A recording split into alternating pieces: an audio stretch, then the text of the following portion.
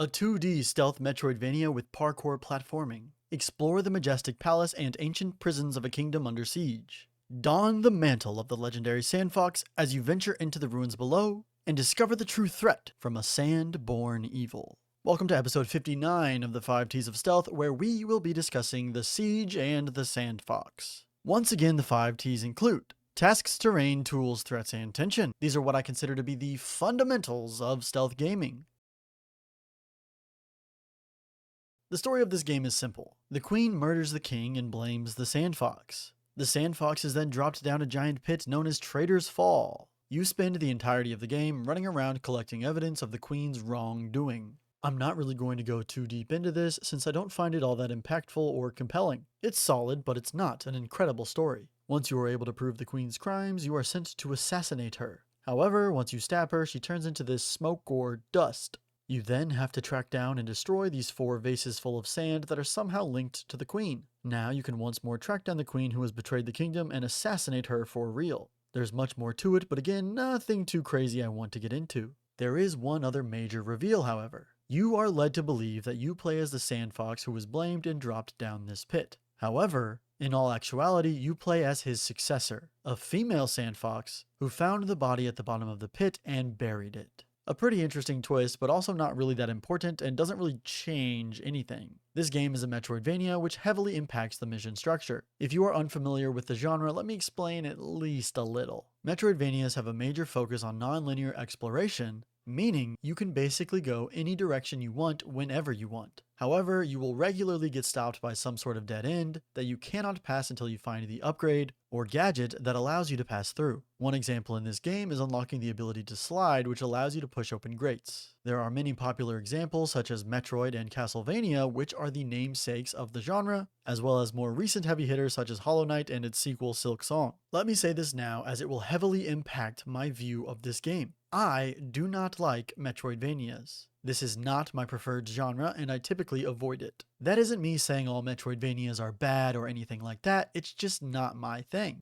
I get frustrated when I'm exploring an area and find out, oh, I can't go any further because I don't have a double jump yet or something like that. I don't get excited to come back later with the upgrade, I just get annoyed. In fact, I found that unlocking new upgrades doesn't really excite me. More accurately, I just feel relieved now that I can actually explore. The main reason I didn't play this game when it first released was because I don't like Metroidvanias, so a Stealthvania intrigued me but still worried me. To go a bit deeper into the mission structure, you will basically run around and gather items or gain information. The main thing I want to mention, however, is the rooms you will come across. While exploring, you will come across 2 types of challenges: stealth and platforming. In other words, sometimes you need to be very sneaky, and other times you can just run like crazy. The last thing I want to mention is the narrator. I absolutely fell in love with this style of storytelling. There is only one voice you will hear throughout the entire game, and that is the narrator. When you are talking to NPCs, she will narrate their body language and then tell you what they are saying. Seriously, I loved this. Circling back to the split of platforming and stealth, the narrator will literally give you a heads up and say something along the lines of, "The Sandfox knew it was time to be careful," or "The Sandfox knew the danger had passed." This is a little thing that goes a long way in my opinion, as it allows you to explore freely without always being paranoid of an enemy on your ass.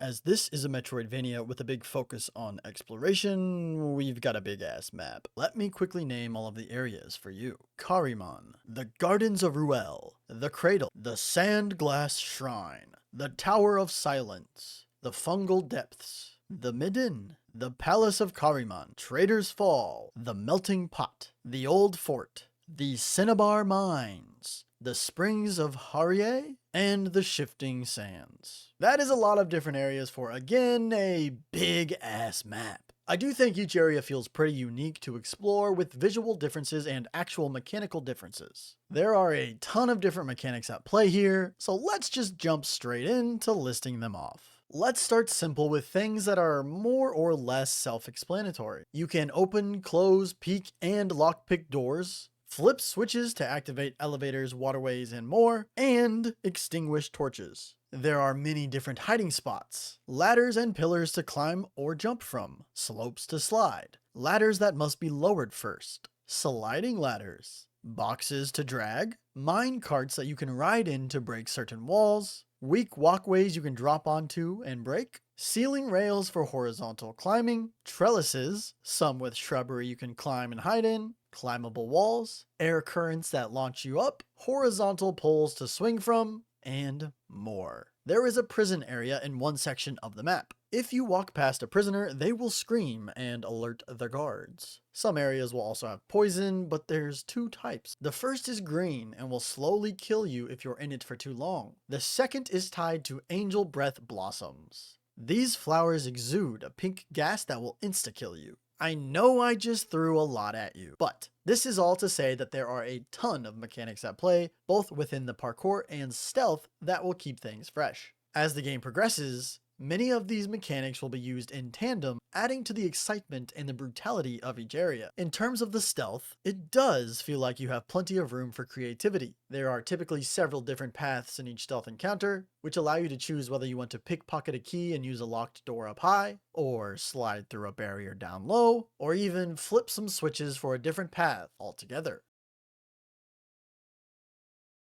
Let's start with the basics before we jump into all the different upgrades. General movement honestly feels really good, starting with a sprint, crouch, jump, wall jump, swim, swim boost, and ledge hang. Crouching allows you to move silently, which of course means that sound is an important thing to manage in this game. When in a stealth zone, a circle will extend from your location when you make noise. Sprinting generates a lot of noise, walking generates some noise, while crouching is again dead silent. However, hitting the ground is also loud, so make sure you slowly slide down walls to eliminate that sound. Accompanying the sound is of course shadow-based stealth. When in the dark, your character will undergo a visual change and be shown in all black.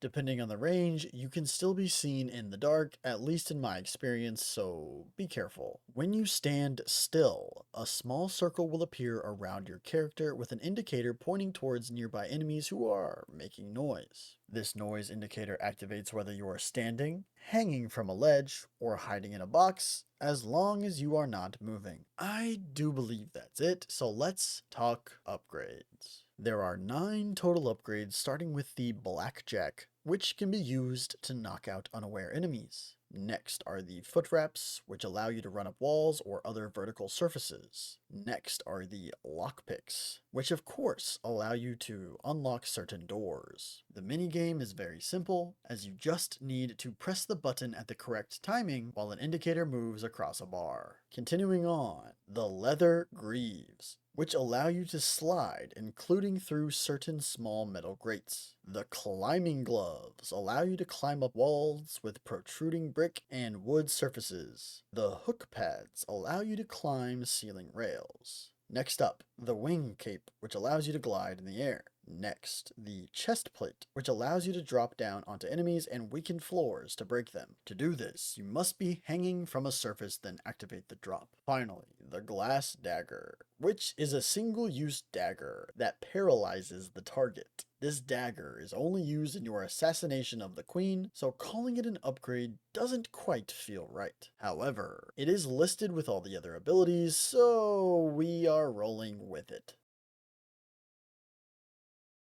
There are a ton of different enemies in this game, however, most of them are simple reskins of one another. These enemies are guards or soldiers for the most part. Most guards will simply be carrying a sword, but some will also have a torch, and some even throw rocks or some other projectile. Regardless of what the projectile is, if anything hits you, then it's game over as you are a one-hit kill. Some guards will be wearing helmets, meaning you cannot knock them out with the blackjack, and more than likely you will just have to avoid them. You still have the option to slam them from above, but there's not always a ledge to hang on. Detection seems to be very quick, and if a guard becomes suspicious of you, then they are more than likely going to actually detect you. On the other hand, a lot of the time, the detection would feel inconsistent. In other words, if I did the exact same thing multiple times, it felt like there was always a different reaction. There's also the fact that 2 guards would be side by side, and making noise that clearly reaches both of them would only alert one, and it was usually the one that was farther away. I thought this was super weird. Guards will notice if a torch has been extinguished, if an ally has been knocked out, or occasionally if a door is open, but I think I only noticed the last example once. There were many times, however, where a guard would say, "Where's my partner?" before wandering around looking for their ally. At first I thought this was in response to my actions, but now I'm not so sure. I started to notice it pretty regularly towards the end of the game, even when I had not knocked anyone out. If a guard does find an unconscious ally, they will wake them up. This is a simple mechanic that I always love, since you can't just casually knock out someone if they have several allies nearby. However, I also liked to use this as bait and wait for a guard to wake up his ally, then knock them both out. Although the timing could be pretty harsh, and many times I was punished for it.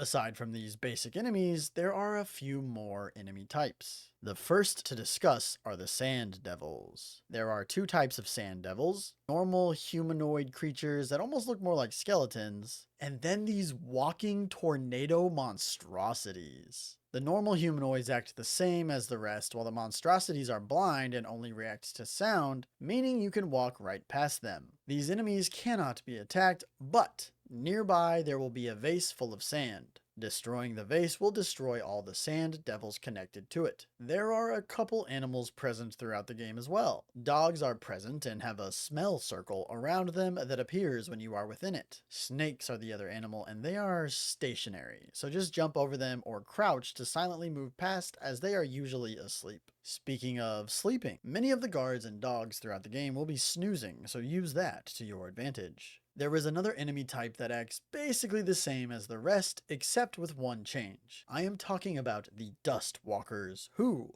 can teleport. This sounds a lot more exciting than it actually is. The teleportation just increases their patrol route, as they can move between platforms much more easily. Lastly, the Blades, which are like the Queen's elite guard. These enemies are basically you. They move like you. They can run up walls, jump extremely high, and climb up pillars. They are probably the most dangerous enemy type in the game. The last thing I want to mention is the existence of what I referred to as guard doors. These are simply doors that the guards can use, but you cannot. So, watch your back or you'll get surprised by a random guard who feels like they came out of nowhere. The siege in the Sandfox can actually be pretty difficult at times. Firstly, with a one-hit kill, any mistake you make can be your last. This is especially true with all the parkour present in the stealth sections. I can't tell you how many times I thought, yeah, I can definitely make this jump, before plummeting in front of two guards who immediately knocked me on my ass. There are also times where you try to embrace the fast-paced movement mechanics available to you, and next thing you know, you're at a dead end and completely surrounded by alert enemies. I have to say, rather than tension, what I felt the most while playing this game was frustration. There are several reasons for this, and I'm not sure how many of these complaints will be specific to Sandfox versus how many are general Metroidvania complaints, since as I mentioned earlier, I avoid the genre. There were so many moments where I just felt completely lost. I was just running through this big open map trying to figure out where to go. I like to explore, but not when 9 of the 10 paths are blocked due to a missing upgrade. Another reason for this frustration is when you miss a jump and there's no way back up that section, so now you have to do this massive loop completely out of your way just to get back to where you were. I'm talking like 10 minutes of running all the way around the big map. Is that normal for the genre? I sure hope not. I mentioned it earlier, but I wasn't excited when I unlocked new upgrades. Well, maybe for a few seconds, but more accurately, I was relieved. I could finally continue on with the game because a certain obstacle could now be overcome with a new ability, and that made me let out a sigh of relief. The last thing I want to mention in terms of frustration: technical issues. I did not have a ton, but they were present for sure. I noticed a lot of complaints for this reason in the Steam reviews, but again, my technical issues weren't too bad. I saw a lot of complaints about soft locks, but luckily I avoided that. My biggest issues were enemies bugging out and parkour elements not working. Let's start with parkour. The main complaint in this area involved the air currents that launch you up. Well, simply put, there were times where they did not fulfill their purpose. I'd jump into the air current a million different ways, and no matter what, I was stuck. This wouldn't be the end of the world if there were several options, but sometimes that air current is your only way up, and if it isn't working, you've got to take the long route. I hate wasting my time, and this is a prime example of that. The other issue for me was enemy AI bugging out.